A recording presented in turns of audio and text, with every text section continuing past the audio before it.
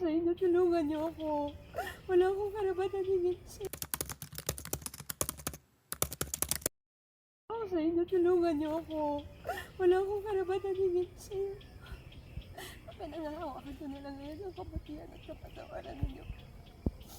Bigyan niyo pa ako ng pagkakataon magbago at gumawa ng mabuti. Bigyan niyo pa ako ng pagkakataon makasama ang anak ko. Safety lang, ma'am. Okay daw po yun.